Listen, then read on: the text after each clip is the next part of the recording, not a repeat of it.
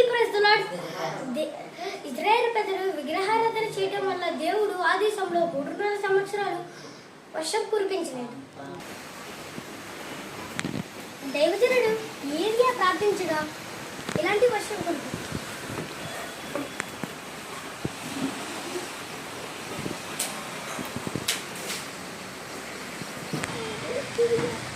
మనందరి మీద కూడా ఇలాంటి దేవుడు ఆశీర్వాదం ఉంటుందట.